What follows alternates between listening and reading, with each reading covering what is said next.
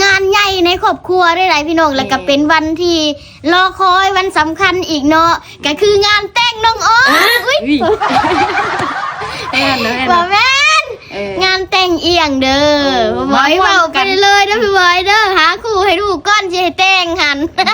ซัพพอร์ตน้องอ้อไปเฮ็ดชวนยางให้น้องอ้อมื้อนี้น้องอ้อก็เลยมาให้เพิ่นเนาะไปซัพพอร์ตในการแต่งดองนี่แหละพี่น้องผู้ใหญ่ใจดีเด้เจ้าภาพน้องเอียงเลยนี่ฮะเนาะเจ้าภาพน้องเอียงเด้ได้เงินมานี่ก็ขอบใจหลายๆบ่คิดว่าสิได้หลายปานนี้เนาะที่ผ่านมาก็แบบให้ตลอดหั่นน่ะแต่มื้อนี้ก็มาให้อีกเนาะก็ขอบใจมื้อใดก็มื้องานน่ะมื้องานวันที่25นี่วันเสาร์สิฮอดนี่เด้อมาได้วันเสาร์วันที่25เดือน4ปี2026ขอเชิญทุกคนมาร่วมยินดีกับน้องเอียงน้องอ่องได้เนาะFC น้องอ่องหรือว่า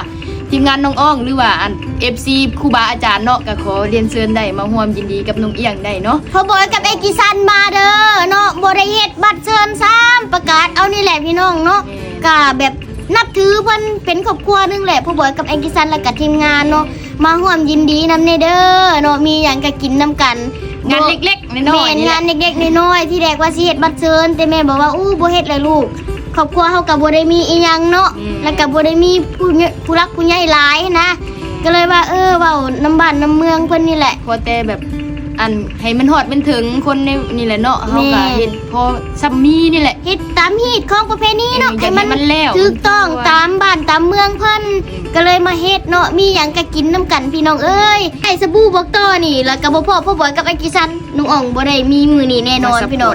บ่ได้ซัพพอร์ตแบบนี้แน่นอนเนาะจังได๋ก็ฝากในเด้อสบู่บอกต่อรุ่นเอาเงินเอาคำโทรศัพท์ iPhone 17 Pro Max สอยคอทองคำเด้อขอบใจหลายๆที่มาอุดหนุนเนาะผู้ใดอยากอุดหนุนผู้ใดอยากซอยค่าดองบอกก็มาได้พี่น้องมาซอยกันได้พี่น้องว่ามาหาก็ได้แท้